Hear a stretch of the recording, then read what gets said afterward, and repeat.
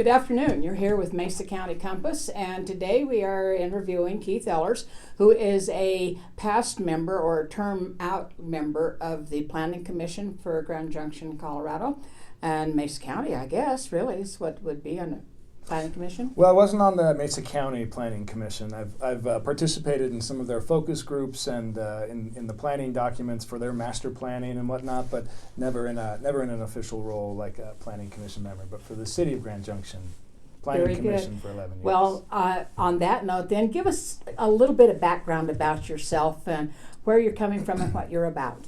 Yeah, you bet.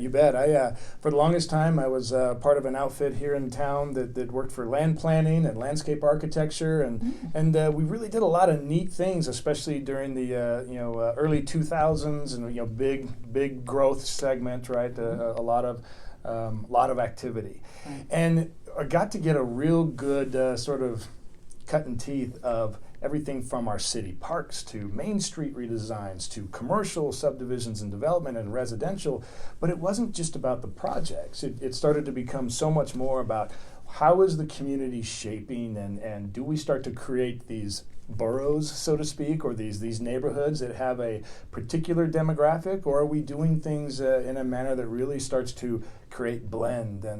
And so from there, you see that from the private sector side for 10 years or so, and there's some areas on the public sector side that could probably benefit from some additional perspective, private sector perspective, for example. So I engaged in the planning commission. I was approached and asked to be a part of it, and planning commission was appointed, and so we went through that process, and so that was a real education throughout it all, and some of it has made me really see things in a more hopeful manner, and then there's elements that have me concerned, right? And that unique perspective of both sides has been great. And of course, in the meantime, I'm not just I don't do necessarily just land development or I don't build houses, but I kind of sometimes say, like, I create economy. That's what my career has done. So I've built businesses that range from housing and residential development, but businesses for RV resorts and campgrounds, to industrial wastewater treatment plants in areas that needed them, to I had a wealth management and financial advisor business for a while. I've worked in the power generation industry for a international company that builds really neat simulators Very for operated interesting. power plants. Yeah. So it's really been Broad background. a broad background that makes my resume look like, God, this guy can't keep a job. and it's spot on. I really thrive in environments that we create, we build, and quite frankly, And then we you move get on. through that strategic regulatory hurdles that keep so much business stale, right? And when you can pierce those on some of the more unique businesses, I really enjoy that, being able to navigate through that. And so it's been a good way of using what I've seen from being on that public sector side as well as in the private sector side. Which makes you a very passionate person about what you say and what you're doing. Lisa and I both have listened to you on different occasions and different meetings that we've gone to, and that's one reason why you're here, is because we want you to show the people the passion you have for our community. Oh yeah, yeah. Well, thanks for having me here. This is fun. It's these topics are so they're so not complicated, but because they're so left in the shadows in the bigger conversations, and especially they're not easy topics to give a headline to, right? And so we get so siloed out in these things that being able to have opportunities for actual discussion, interaction like this, to talk about how these things sort of link together and how dominoes fall, quite frankly, right? Everything kind of tugs and pulls on each other. So it's a neat opportunity. I thank you for having me. So when you're looking at, like when you're on the Planning Commission, what exactly is the role of the Planning Commission, and how much, I don't want to say power, but how much influence do you have on what the community looks like? And say we're talking about the impact fees that they're facing now. in your role on the Planning Commission, what influence do you have? What decisions do you look at? And like with the latest thing on impact fees, which, we say we want affordable housing, maybe what we want really is starter homes for people instead of affordable housing that sounds more subsidized than affordable. What role does the Planning Commission have in all that? Well, the first part of your question is, what do we do with the city and the influence on the overall? It sort of varies. There are a few applications and scenarios where we might be the decision making. I can't remember them exactly. There's kind of a whole matrix and grid of, in this you're the decision maker, and in most of them, Planning Commission provides a recommendation to City Council. Okay. So it's at its core, you have code, you have policy, and it's written. Now, we've done a much better job in recent decades of defining that code to where there's a reasonable expectation for a land use, a property owner, on what they can and can't do with their land regarding zoning and new planning things. And then on occasion, we update these policies, and it comes through Planning Commission to try to decipher as well. Now, at its core, we might say that somebody wants to come in and build a particular complex or a subdivision. And in those cases, for land use, it's really more of I'll certainly say, I perceive the purview of that commission to ensure that what's being proposed does in fact comply or is in alignment with not only the written but also the intentions of the codes. If you didn't have a Planning Commission in that case, you would have city staff as the only interpreter between what the applicant is proposing and whether or not it fits code. Then you now have City Council would now have staff's reporting as well as Planning Commission recommendation so that they can make the final decision. In other cases, when policy development, and we've certainly been under a blitz of policy changes here in the last year or two, Planning Commission hears and sees these final products or the draft products and gets to then provide some commentary. And the good news is it doesn't just happen in one hearing, right? Because those can get awry pretty quick, There's usually a series of workshops, and oftentimes staff does a good job of breaking it into chunks, right? And so you get to sort of comment whether or not that those comments or directions are then seen in the final draft, and how staff or the consultant that the city hires conveys that to City Council.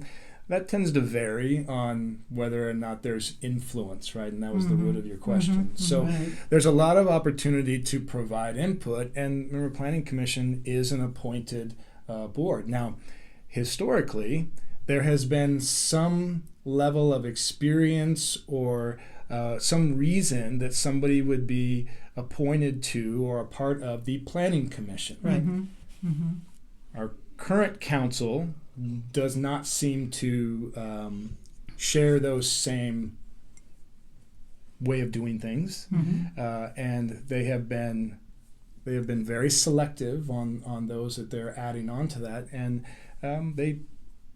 they don't have any real world experience or education in that background. So now you take that influence and you start asking yourself, okay, how are we really influencing this, and what is the power of it?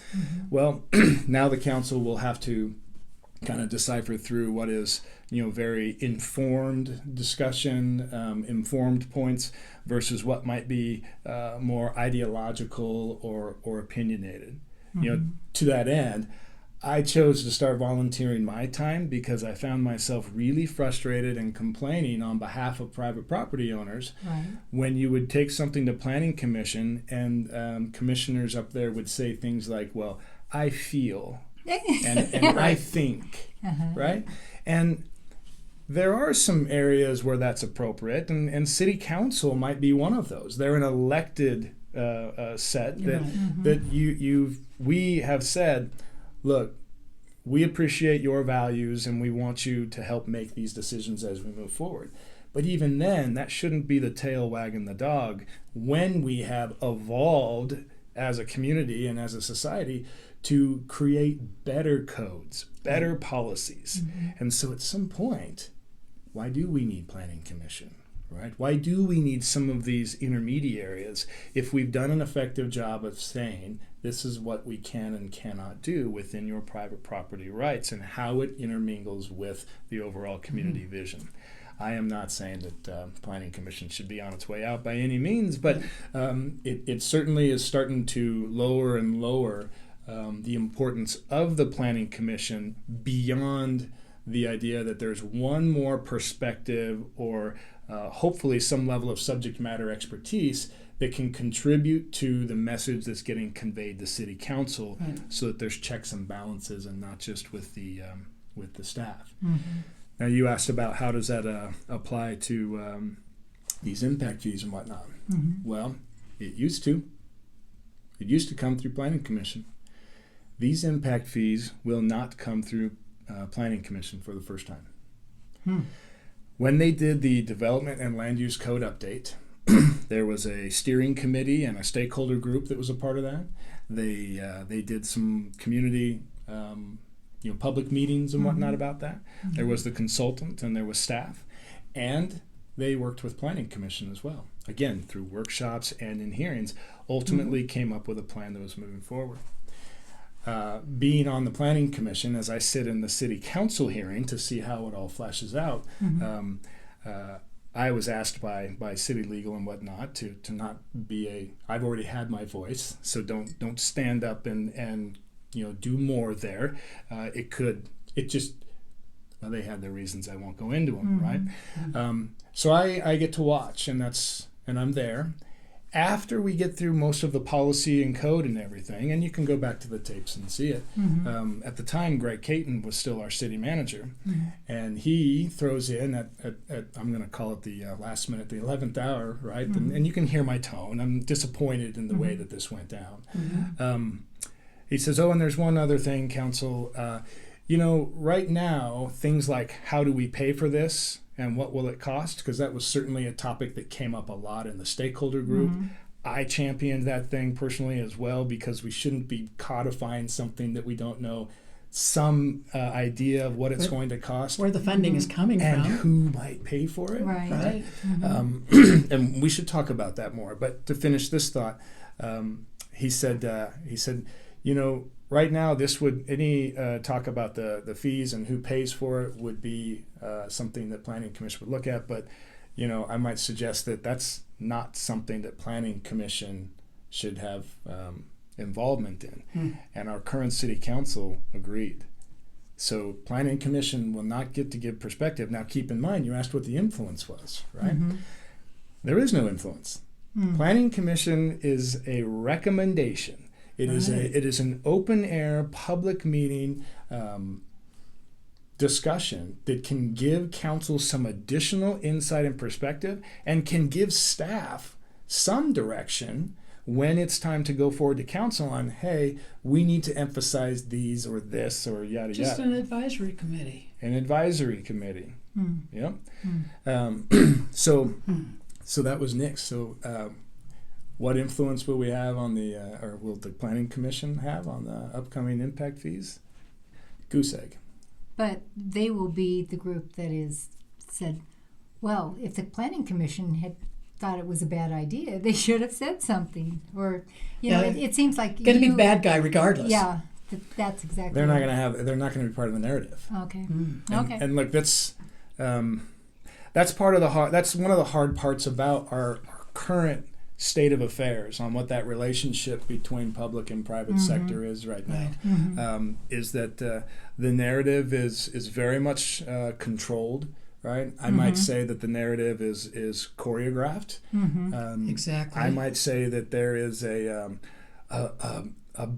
brilliant display of tactical knowledge that really the term I'm using the most lately is this tactical compromise.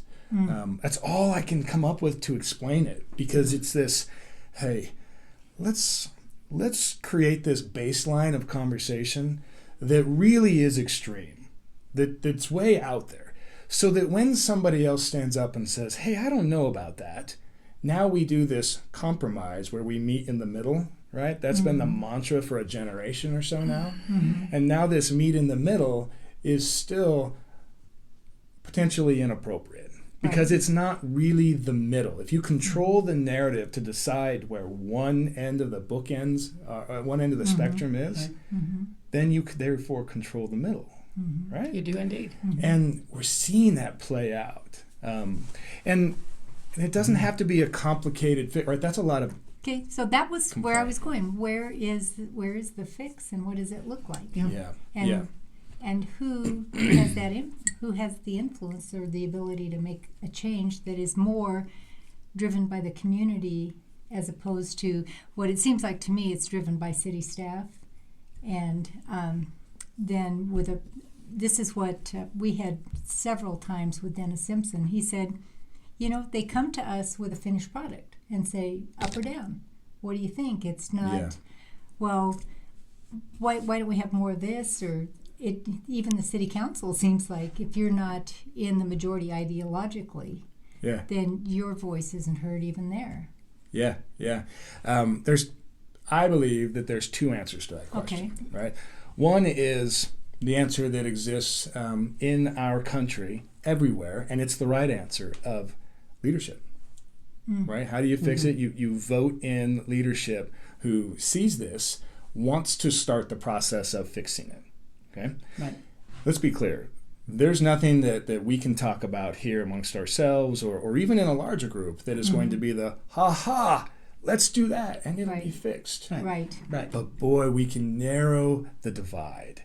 We can narrow that gap right now that is just filled with animosity, distrust, disingenuous beliefs.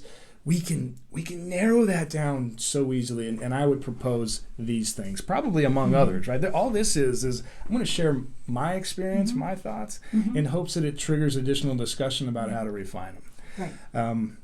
You mentioned Councilmember Simpson's comments on we get the finished product, up or down.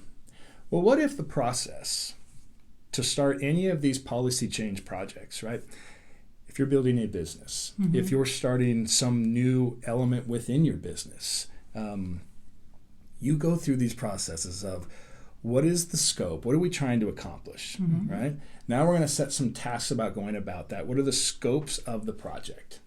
Then we're going to make sure that the data or whatever information we have that's leading us to say we're going to do this, we have to go through and vet that data to make sure that it's accurate and worth making decisions from, right? Then you go through the process of, okay, how do we create an execution plan, an implementation plan? And then you get to the end and you put it all together and you might have something crazy like, can we afford this? Right? Should we be paying for this? Is the option that we came up with really the best one? Now, where the cost discussion comes in, that's up for discussion, right? Personally, when I'm doing business and whatnot, I put it up in the beginning of there might be 2 or 3 alternatives that you're considering, and you're looking at not only can you afford it, but where would I get the money? In business, it's things like, well, if I go private sector, then I'm going to have to give up equity. I'm going to have to give up some of my company to my investors. If I'm going to the commercial bank, I'm going to have to pay more. Can I do this into the future and survive the ups and downs and everything else, right? Or do I want to sacrifice right now and use my own cash? Right? These are just some of the examples of considerations that you give, and your options of how you're going to execute.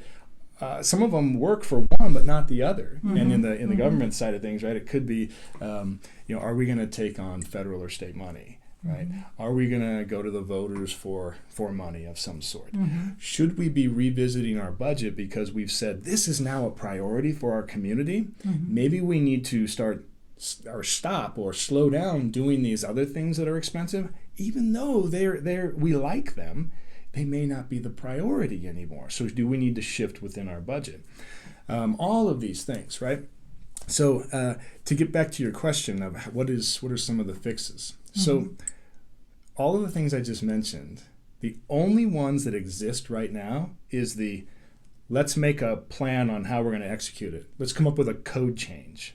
It's the only Yes. one. So Yes. what if the city council informed or instructed the city manager and therefore staff that when we do these policy changes, the process looks something like this. First of all, if we know that we're going into the affordable housing things, right? Okay. Then let's make sure that we have an accurate and adequate and localized understanding of what our housing issue is. An example of this right now that we don't have is we are using either national data, national trends. We are using, I asked Ashley Chambers, who is our housing director, and she should certainly be given a chance to refute this, because I asked her this in a meeting, standing up, of where do you get the data? Can you send it to me that says here's what the median housing cost is in Grand Junction? Because when I use Zillow, I'm sorry, let me back up. Her answer was Zillow. Like, we don't have that local data. We use Zillow. When I use Zillow, I can't draw the city boundaries. I can't start to really dissect those data queries. Now, I can't. Maybe someone can. And so I asked her if she could, in terms of, do you know if we're talking about, 1 and 2 bedroom homes? Those homes where, especially if we're talking about the unhoused or transitional, those are what mean the most to them, right? Or starter homes. Starter homes are not usually 4 bedroom, 3,000 square foot homes. No. And the answer was no. So now when we go into presentations out there, right, the median income is, the median housing cost is somewhere close to $400,000. The numbers vary. Well, if you go into our local title companies, who each put out pretty good reporting, They do. they can break it down into, well, at this square footage or these number of bedrooms, that average cost of a home is X. Man, I've seen a difference of as much as $70,000. You're exactly right. Right? I've had experience with that kind of stuff, being a former realtor, as to what the difference is between the local and the national. Zillow is just way out there, and it does not apply to our local at all. Yeah. So if, rather than, not just calling out current staff on the data that they're using, Right. because the one thing is that they're going, we're using the best data that we can. We've been instructed to do this project, Right. and this is the data, the best data that we have. What we're not doing is saying, hey, time out. Maybe we should then go back and say, we don't have good, solid, really informative local data. What should we do about that? Then council could decide, well, maybe getting that data is too big of a bite to chew, so we will accept this, but now they're informed. Right. Now they don't get to say, they just get this final product. So one would be that the process requires a collection of assumptions and data sets, or where they're going to find it, a report, if you will, on whether or not staff feels that we have ample data to engage in this project. At that stage, stakeholders should be included, right? Right. The title companies, the builders, the realtors, anybody who's involved, heck, the nonprofits that are providing housing, all of these people should have an opportunity to come in and say, here's a great source of data. Here's a great source of data. And then that's step one. And then we come to council and say, this is what we came up with for the data collection. And they should go, yep or no. Yep. Then the next one would be... And I want to Yeah. interrupt too. Instead of always going outside for a consultant, that is the thing that drives me nuts. Even on the impact fees, we're going to have this really pretty presentation with all these stats and everything, but they're not local. They're not anywhere close to being local. Yeah. And why are we constantly paying someone outside to come up with this data? You are hitting right on where I was going next. The next one would be is for a real professional scope of the project to be put forth. Let me back out of that. Not a real professional. How about a quick outline of these are the things that we're going to capture? And then that should be taken to City Council. Again, with the ability for local stakeholders and the public to have given input to council. There you go. So that within that scope, you might have things like, hey, I noticed in staff's proposal there's no opportunity or requirement to talk about costs or provide alternatives, right? If all of a sudden that was brought up, I can't imagine a council that wouldn't say, hey, yeah, you know what? We need to have an alternative shown, right? Or we should at least show that this is the one that we prefer. By the way, there were others that ranged to as little as it might only cost this much, but then we wouldn't achieve these community vision goals.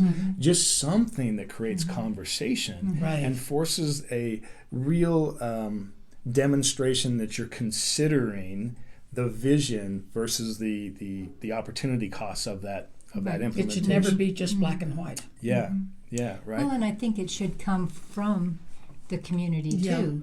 If you say this is the community's vision, is that really the community's vision, or is it your vision? You 7 members and the staff of the city, that this is our vision for Grand Junction. Which is what's happened where with do we 4th get and 5th Street. our vision from? Yeah. Well, and that's where within that scope, right, there should be some, let me back up actually, that's within the data set, and I'm glad you brought that up.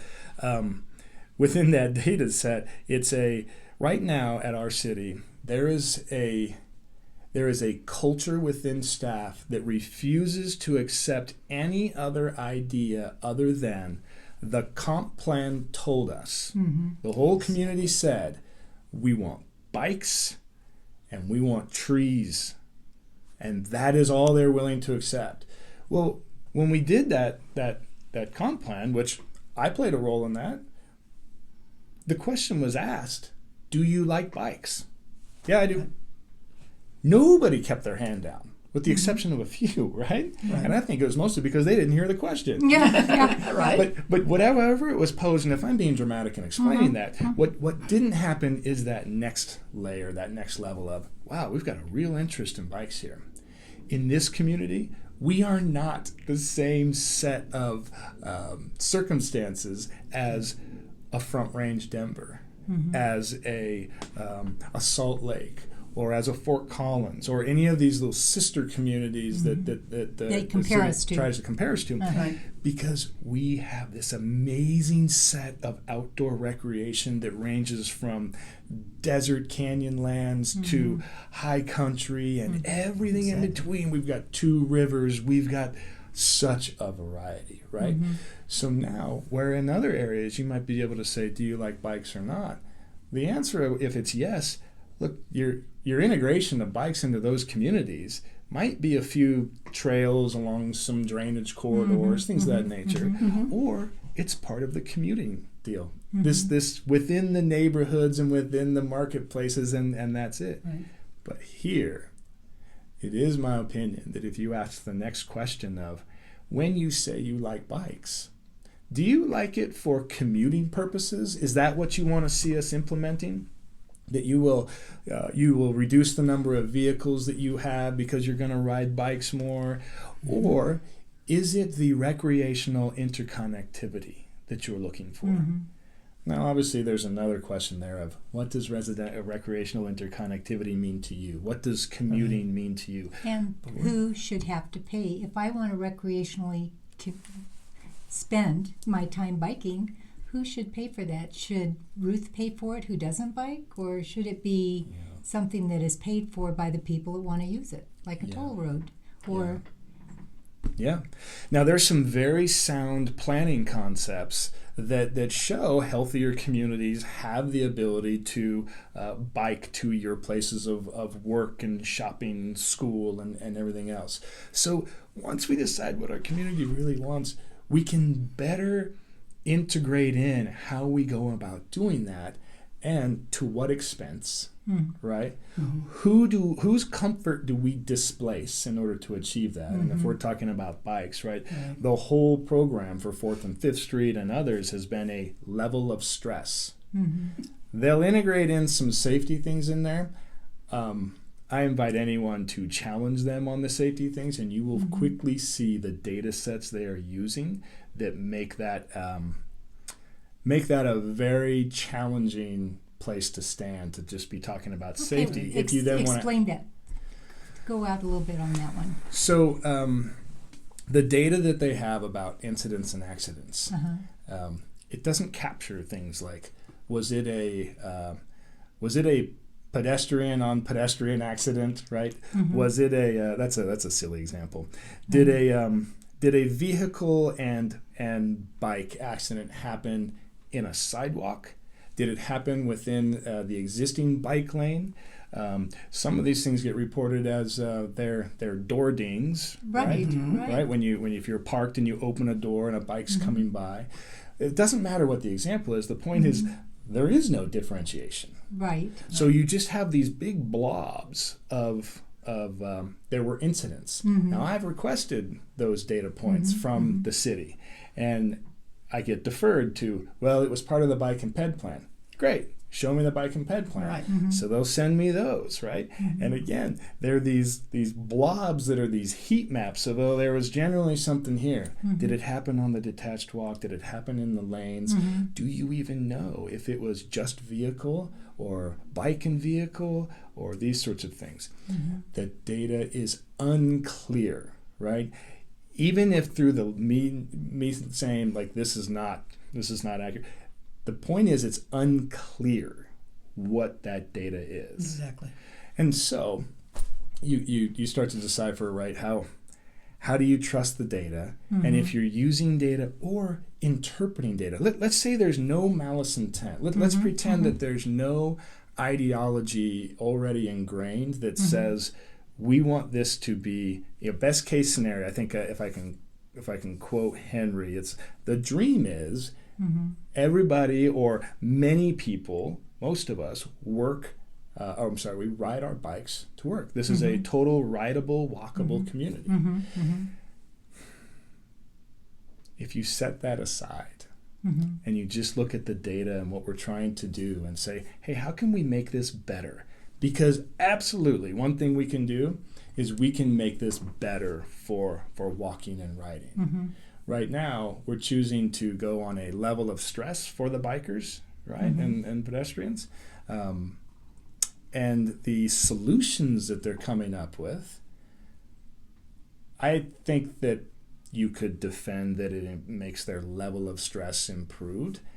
I might ask how much and was it worth it, but I know for sure that it is coming at the cost of other economic contributors and levels of stress for, say, people like me who live in Orchard Mesa. Right. And my access to town, to my kids' schools, to work, to shopping, to recreation, 4th and 5th Street were a major component of that. Exactly. Not the only, but a major one. So now my level of stress, like I got one of those cute little watches that tell me my heart rates and everything, and we can talk about level of stress driving down those corridors. Oh, yeah. Oh, I agree 100%. And then there was this, what was an article in the Sentinel today?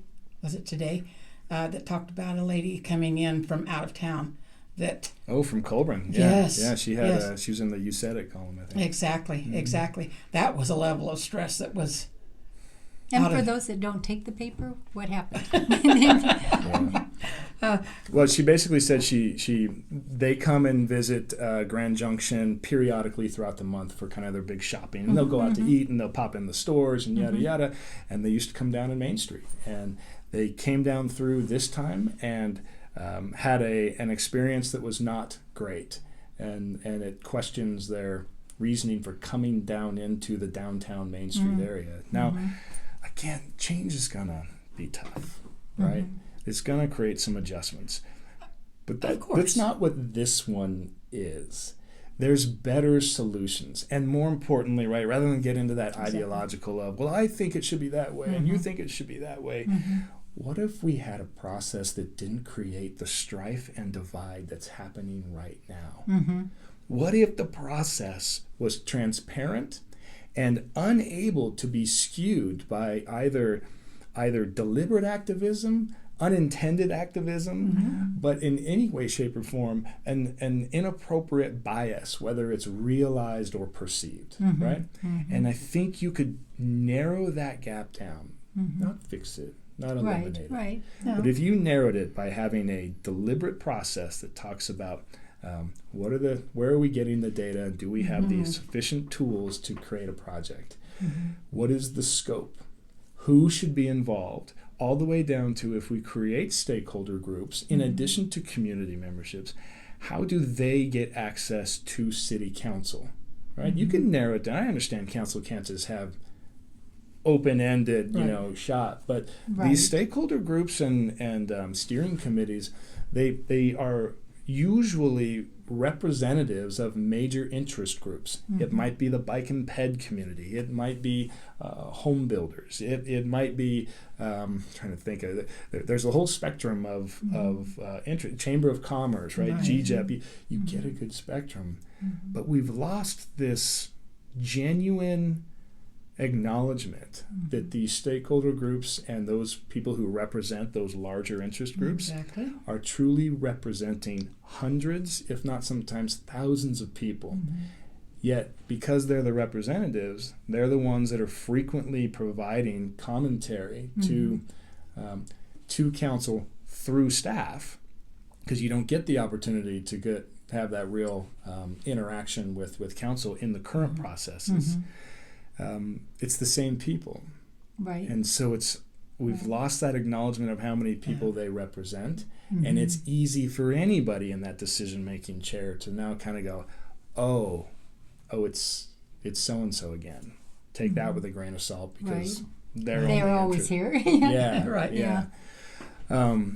So if we added into this the process that scope was refined and how the process would go, that's two things that get in front of city council before you've even started this third-party consultant and staff coming up with the plan that then they get to the end and go, well, here it is, pass fail. What if I'm wrong? What if it doesn't solve half or more? What if it narrowed the gap by 30%? Does that warrant doing it? I say yes. Okay, what point does that not make sense? Well, be interesting to know. It does, but I think the one great big stakeholder group that isn't consulted because they don't have accurate information is like on 7th Street, they said, well, we talked to the businesses, we talked to the people that live right on 7th Street, but they didn't talk to the people who use the road. I mean, that's a big group. They're coming in and out. And when did we ask the community, and how did we ask the community, and what part did we have a pop-up at Farmers Market? Yes, we did. One.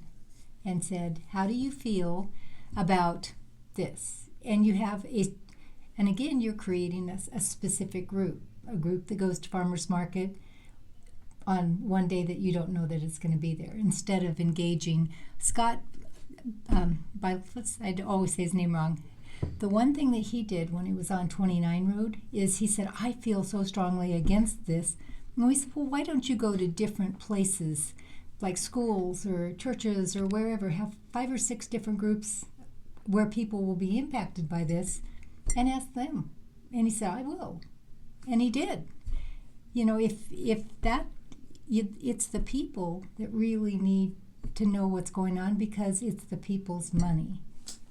You're spot on, right? Now, I would respond to that in saying, maybe on behalf of those who are championing or in favor of 7th Street, when this question is asked, at least in the conversations that I'm a part of, the answer is, we did go to the community. The community said they wanted this. It's right here in the comp plan, which then created the bike and ped plan, which was supported by the active transportation corridor. You forgot the sustainability and adaptation plan. There's the sustainability and adaptation plan, but these transportation plans in particular are there, and then the TEDs. Right. But it all boils back to in their perception, right? And this is why I don't believe that this is necessarily just this this ideological disruption that somebody's trying to shove down our throats.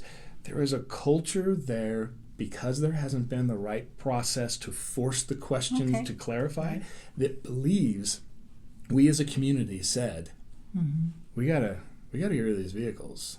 And we gotta really allow for these bikes to be there, right?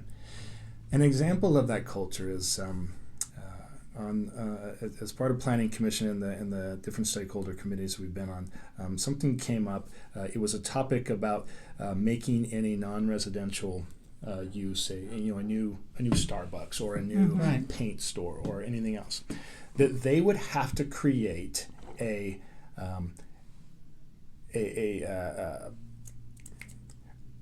pedestrian path that was exclusive. That's the word I'm looking for.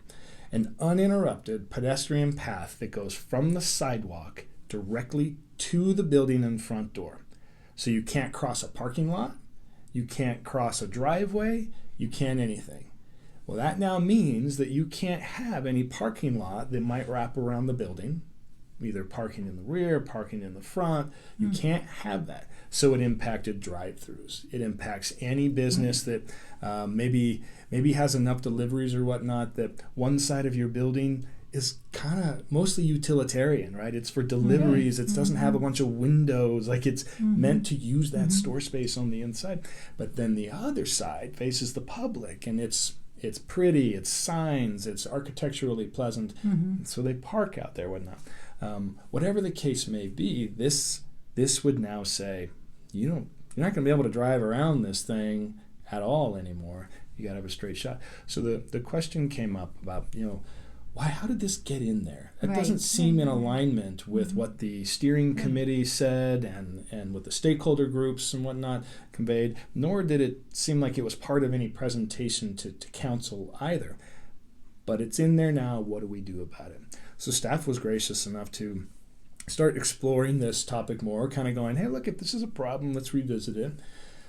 But the planner came forth and said, hey, as we started looking at alternatives, here's some of the criteria that we looked at. This is an informal criteria. It's not a codified criteria like a planning commission might have to look at when they're making a decision. And their slide had a number of bullets, and I believe it was either the second or third bullet out of 5 or 6 bullets.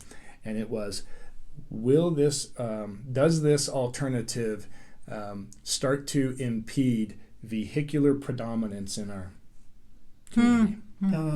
So they are looking at things right now on whether or not they will start to make vehicles less dominant, go away.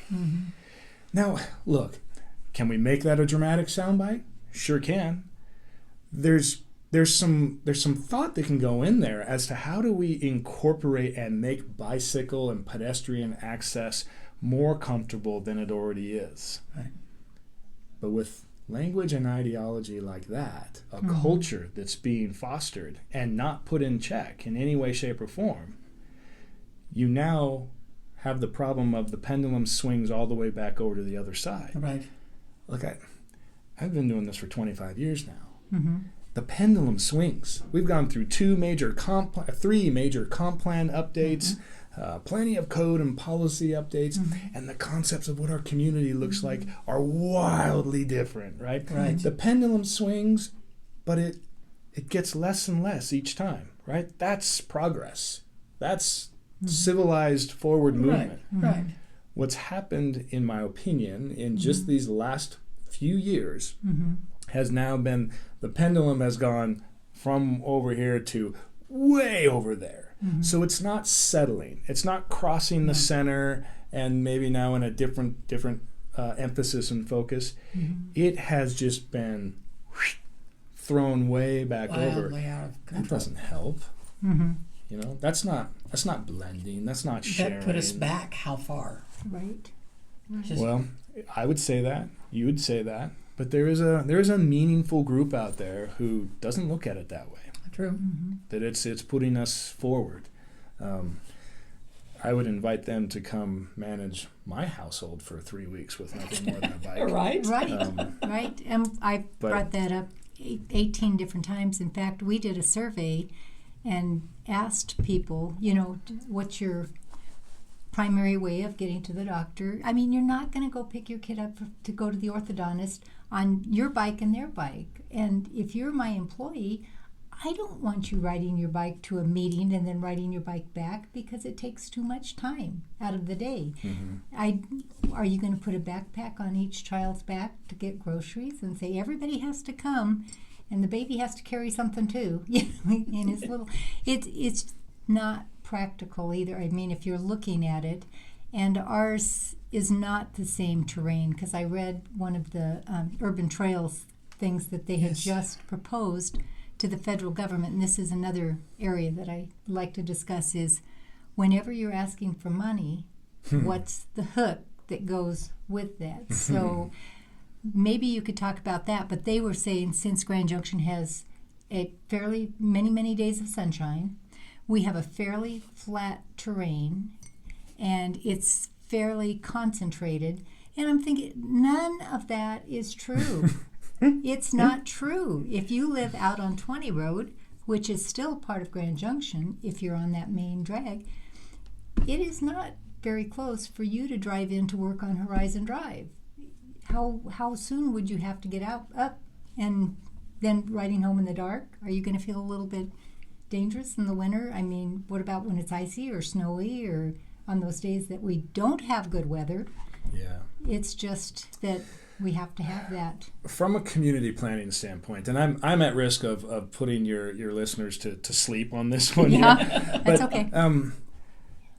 The one thing in my life and my experience, which is all I can really refer to, right, is that what we still as a people fail to really comprehend is scale and time. Right. It doesn't matter if we're talking about power generation and what that really means on the scale of how much energy we use and how we can create it, store it, distribute it, and whatnot, but all the way down into community planning, right?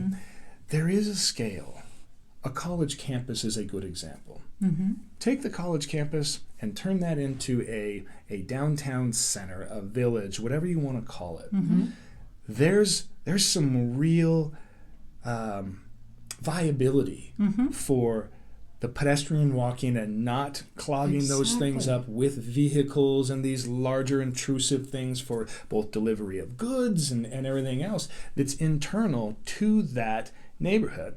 Now, there's colleges a lot bigger than Mesa, right? But if we even just use Mesa, and that's many square blocks where that functions and works.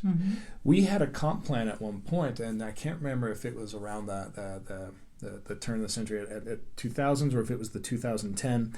I think it was the prior, where we broke up, and the county had some buy-in to it as well, where we said we had these neighborhood centers. So we started decentralizing our city to say, let's create these neighborhoods all out. One was out towards Appleton, right? So there was zoning that reflected, look, there's going to be some commercial and retail, and it'll blend out into multifamily and higher density homes before it spreads out. Same thing in Pear Park, same thing in Orchard Mesa, right? We had these nodes that did this. Another one was like 29 Road and the Parkway. Now, when you have an overall master plan like that, and you create these nodes, within those nodes, these ideas of really making it a bike-centric or a multimodal-centric kind of thing, the scale of those nodes starts to make more sense. Right. But because of the scale of all of us and the fact that we have weather in Colorado, getting to and from those areas of scale where it is appropriate and quite frankly advantageous to have this multimodal opportunity, you have to get to and from them. And that doesn't matter if you're talking about those people delivering supplies in an economic fashion, because that's economy of scale, right? It doesn't matter if you're talking about me getting to one area or another, right? In between these, you still have this necessity for a more, right now the solution is vehicles. They protect us from the elements. They protect us from each other, right? I understand that there's still vehicle deaths, but anytime you're transporting anything, you now have more people out there and potentially having conflict, right? So there's reasons that the vehicle has remained predominant. Right. There will also be reasons why that will eventually naturally change into something else. But the scale of time isn't there. And our current staff and I'm guessing leadership, because if they're not giving staff direction to the contrary, and then also I'm going to side rail a little bit here, but staff's in a tough spot, right? Administration of staff is in a tough spot. When they have positions open, the job market is tough. Any business owner will tell you that right now. Right. Finding very skilled and qualified people for whatever position you're seeking, your options are stressfully limited, right? And so we have this coming right out of university, this crop that's coming right out of university, and that's their experience is academia. It hasn't No life experiences. clashed with life experience, right? And that's that pendulum thing that we all go through. Right. I can tell you right now, I'd have plenty of words for myself if I was giving this same kind of discussion, 15, 20 years ago. Right. Goodness, what a knucklehead, right? So I get it. But the point there is that we aren't understanding that scale of time on how you integrate in a transition from something as vital as transport, right? It's there's a lot of fascinating big picture historical examples of this that again we could help your listeners sleep with. Right. Well, and it takes a lot. I know that when Cody said he reads 450 pages a week for city council meetings, I'm like, that's too much. That means that there is too much that they're involved in that probably doesn't need their input, that needs to be handled in a different arena than city council, because that's like codes and everything. And I want to go back to my hook with the grants. So can you talk about that a little bit? Because I know a friend of mine who works, has a construction company.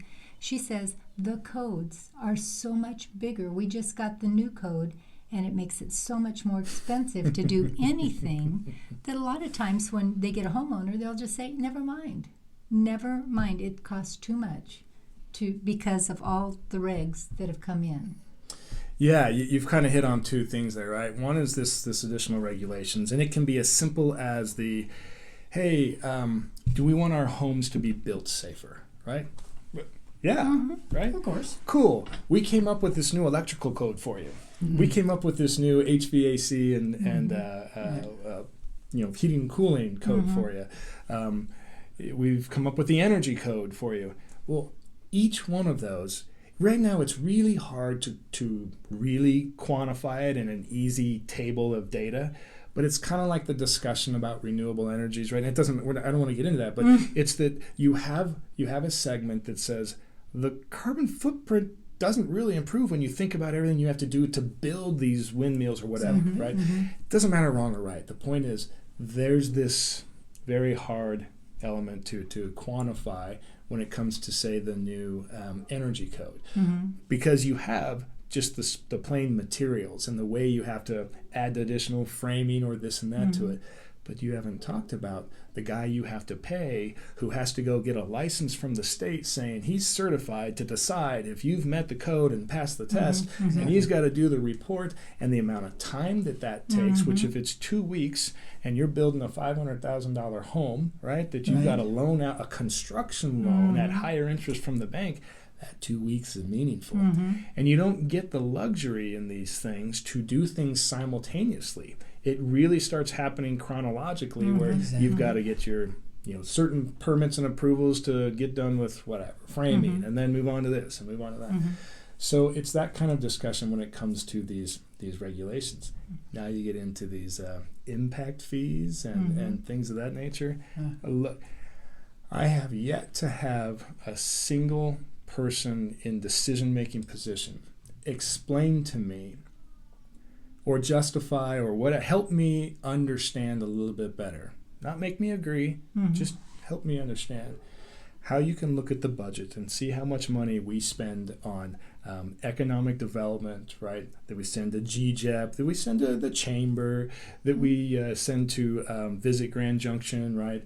All of these efforts, and there's more, all of these efforts that are meant to make Grand Junction attractive to business, attractive to people, whether it be tourism or people coming in, because what do we need? We need workforce. The businesses that keep trying to come in are saying, well, you don't have the workforce. So we're trying to attract these people. We're trying to attract the businesses, and we spend all this money to do it. And now you have an impact fee that comes through. And this impact fee now says, oh, thanks for, and if you want to come here, you have to write us a check for this much. Right.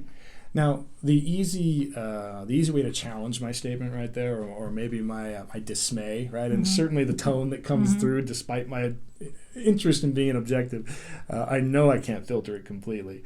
You can say, well, that development does have to pay its way, because it is adding traffic, or it is turning what was a field into something that's not a field anymore.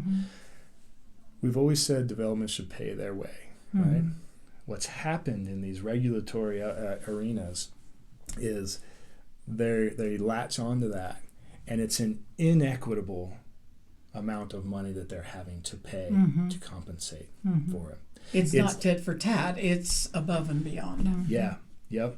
So an example is these current impact fees, and they've hired another consultant that has bolder associations, and they're examples of places that they've done business before.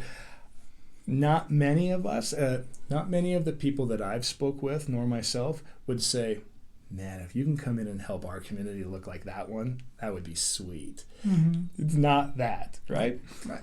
That personal opinion aside, they come in, and the basis of the formula is they look at what the existing population is, then they look at what the cost of let's use an easy one like fire, okay? What the cost of operating our fire department and the stations and everything is. And they effectively divide that cost by the number of people. So now you know per person how much those things cost. It's a baseline. Right. They try to make some adjustments of, well, not everyone that's making this cost is a citizen, right? So they might make an adjustment. I personally have been going through that methodology.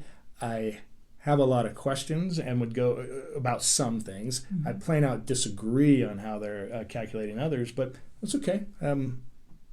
They can justify it. But the point is that now you have this basis of cost per person. So now every new home, if it's a 3-bedroom home, they say it has X amount of people in it. So that home multiplied by that cost per person, you now have to pay that. Well, that can make sense on the surface, but if you start asking questions about what are these costs that we talked about, where are those really coming from? Are those really per person of a residential outfit out here? Right. Are they impacted by the amount of services that are required by regulation to be provided to the unhoused, right? To some more troublesome segments of our society, right? That they know they can make a call and they get services, right? It's not. So I'm trying to provide examples. Right. It's not good math yet, but the example is that there aren't realistic considerations for that segregation. So now an inequitable amount of that expense and cost gets placed on this new home, this new business. And now you want to get into more egregious ones. Fire, there's really actually, the fire and police one that they're looking at, that should have some more conversation. But the good news is they threw in some real red herrings for us to focus on instead. So if I have to choose how to use time wisely, look at the linkage fee, right? Right. Now, exactly. Right off the bat, they're calling it a fee. Right, instead of a tax. Right? Everybody listening knows that gig, right? Then they're calling it linkage. Why not affordable housing? Why not call it what it is? Yeah. We live in this culture where they're telling us and controlling the narrative. They're telling us what we have to call things now. Exactly. Right? Exactly. And this is another example. Then they were so kind as to take away. They originally had plans to charge residential homes for this. So Right. and linkage fee. Right, what we're talking about is they're saying houses are unaffordable. We need to charge a fee to create a pool of money so that the city can participate in building homes that are more affordable. That's the essence of it. Right. I have a hard time with that. Go ahead. I'm Yeah, sorry. yeah. So now when you start working through that, now they're using the same concept again. Well, there's this many people in the homes, or in this case, it's for a retail, and there's a presentation. You can go online and see what they did, but they broke industry out because they're not doing it for residential, so just non-residential. If you're retail, if you're lodging, if you're warehousing, if you're manufacturing, well, in those industries, if you're coming in and creating a building that is X amount of square foot, then we're going to say you generate X amount of jobs. And because you have X amount of jobs, that many people now need housing. And So it's your responsibility. bingo. Yeah. To provide So that. come on in, industry, come on in. And then when you get, whoa, you're bringing jobs and you're bringing people, we got to penalize. You got to pay for that. Yeah. We're not going to do it. Yeah. Right. So, look, somewhere in there is a very appropriate conversation about how can everybody contribute to the impacts they make. What's happening right now is an absence of really diving into what's an equitable amount of that. And that's where I circle back to saying, how do you justify spending a ton of taxpayer money to bring businesses in, to attract workforce, to attract tourism, and then as soon as they get there, penalize them? After you've spent all this money to attract them, you then are going to penalize them for every job they create through a linkage fee? That's one issue. The second one is, when did the city get into this self-performance mode? And in recent years, we've had some major self-performing conversations just about building trails and taking work away from our local contractors and local workforce because the city can do it cheaper. Right? As Lisa says, they've gotten out of their lane. Yeah. Big time. Yeah. So wouldn't it be great if the conversation shifted, right? Not that, hey, we don't need these things. Right. These people that want that, they're crazy. No. Instead, what can we do as a community to create opportunity that reduces the hurdles that are preventing those things from happening right now? Okay? The cost and whether or not somebody can make money doing it is one for the private sector. Exactly. Right. But then you have a nonprofit sector that has a lower threshold of needing to make money, so they can start to get there too. Unfortunately, they get to tie in, and you'd asked about some of these. If you want federal, state money, if you want government money, they come with hooks. Well, and I need to be real clear that I am doing my best to retain, regurgitate, and say it in a manner that comes from a real understanding of how these processes have been explained in all of the meetings that I've been at. But I've heard them enough that I'm going to say I'm confident in it, but I welcome challenge to it, Sure. of Right, course. of course. So when they go in to get finance or to create affordable housing, right, they have a bunch of sets of costs that include things like, well, if you're going to make an affordable house, you now have to have all of these features or aspects. And maybe they're accessibility related. Some of them are mandated by regulation. Well, that's what anybody would have to do. But others add a little bit more, right? They need to have an additional wraparound service to them. Or if you're going to make it affordable, well, now we know that you are offering that for rent, for example, if you do a rental one, you're offering rent at a lower than market rate. It does not reflect the cost that it took you to make it. So you need financing to cover you for, in order to get that financing, it has to remain affordable for 30 years, right? Right. So now you need that financing to subsidize your shortcomings for those 30 years. Right? So these are the things where there's these little gotchas in the monies that are available where you have to do more than what might otherwise be needed, or need more subsidy, need more from others because of these hooks. When we take that same concept into what's happening at our city, in order to get some of the grants that we apply for, in order to be eligible to apply for some of these different grants with our different government sector, whether they be state or federal, they sometimes have hooks in them. Well, you don't get to apply for money related to this grant unless you have a mobility department in your city. Right. Well, we better go out and hire a mobility department guy so that we can then get the grant money, and he can facilitate creating these reports that justify what we're trying to do. Right. Well, that just expanded government and added costs and whatnot. Does it make sense to some of our leadership? It does, right? Somewhere in there, somebody's saying these numbers make sense, right? Right. I can make a lot of things make sense when it comes time for free money, right? Take me to Vegas, and I'll explain why we got to go to the tables right now. Right. Exactly. But then the same thing comes through with going after those grants for a housing department, and you may need not only a department, but it has to have this many employees in it. So you get into these things that when we looked at the linkage fee presentation.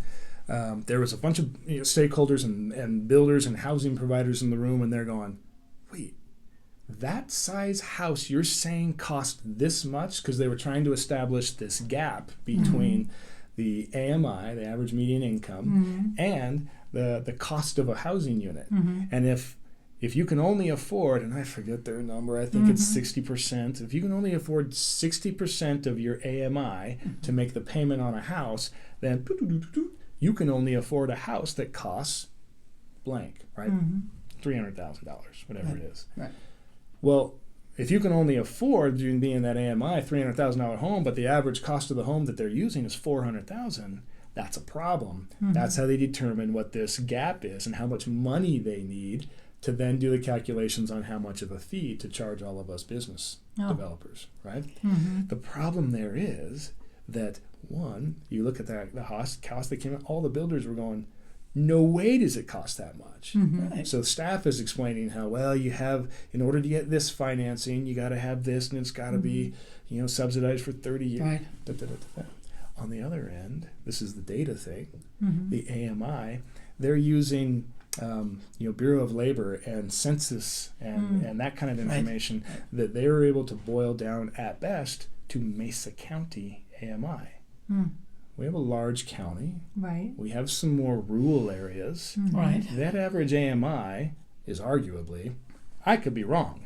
The point is, the data doesn't exist to prove me wrong any more than I can call out and say somebody else is wrong. Right. But I would speculate that because of that, the AMI for those within the city of Grand Junction is probably higher than the AMI for the county. So if you took the actual local City of Grand Junction AMI and the actual cost to build a starter home, private sector, the gap would be smaller than if you use county AMI and government cost of product. Right. And therefore the fee would get narrowed down. So again, if we went through that process and really challenged those things and said, gosh, we don't have those, maybe we stop. Maybe we wait until we do have that data better before we start engaging this, certainly before we codify it and make it a mandate. Right. Wouldn't that reduce a meaningful amount of distrust? Would certainly help. Right. Yes. And let's say everything that I've got these great ideas, if only people would listen to me, right? What if I'm half wrong? And then what if the results were half wrong? And you only get this much of closing the trust gap instead of this much? You've done some closing. Shouldn't we be having this conversation? We should be having this conversation. And that's, I think, really at the core of, I'm sure there are others who feel like they would have meaningful objections to my solutions, right, or something that I might present. But what if we did agree to say, what if we just stopped And what if these areas that we don't agree on, we dug into more?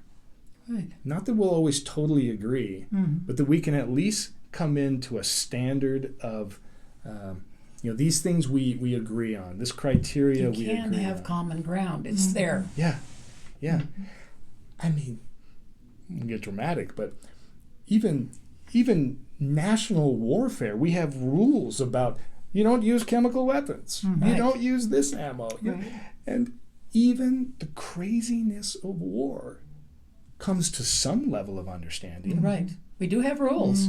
And it was because of a process Right. where we sat down and said, come on, guys, let's look at this. And that's what's missing. That's humanitarian. Yep. Yeah. Détente. And leadership would solve that. Talk about leadership. Mike Bennett just came on. Great addition, right? I am hopeful. I'm certain that there will be times where I completely disagree with his approach and execution, and that's okay. Yeah. One thing that, It's the only way you solve things yeah, is to be able to agree to disagree and Yeah. move on. yeah. Everybody that I've spoke to about his leadership style speaks to how he brings people together, right? Good. That there is compromise of some sort. Now, my fear is that if we continue and allow this tactical compromise approach, that meeting in the middle is not a win. Right. But there's a change of leadership there that can have some positive influence in shifting the culture, right? Now, if we go into the elections for city council this spring, and we really start to hold them accountable for leadership, instead of accepting that we get just a pass-fail of the final product. Man, with all due respect, you're in charge. Yeah. Yeah. Tell them exactly. you want to see it more. Right. I want to be, we should be more. And to Mr. Simpson's defense, I think he has tried to share his voice often. Yes. And I'm surprised at the power of the gavel that happens in those council meetings that seems to not allow as much of a robust discussion or challenging as you might expect. Even though challenging and discussion these days is unfortunately not as it's not civil as often as we'd all like it to be. I'd rather work on becoming more civil than just halting it because it's not civil. Good point. Yes. Well, Ruth, do you have any more questions? I have lots of questions, but we could be here all day. Yeah. I told you in the point- beginning we need secret codes to tell me when to shut up. We can always have you back too. That will be our solution. So, I felt like you didn't get to ask any questions. You have a list down there. I was jabbering on. He Yeah, has said everything that I had written down. So Okay. it's been very good. Very good. Yes. That's what I have. Well, you've been watching Mesa County Compass. This is the facts as we know them, the truth as we see it. You decide. Thanks, Keith. Thanks, You Keith. betcha. Thank you Appreciate for it. having me. Yeah.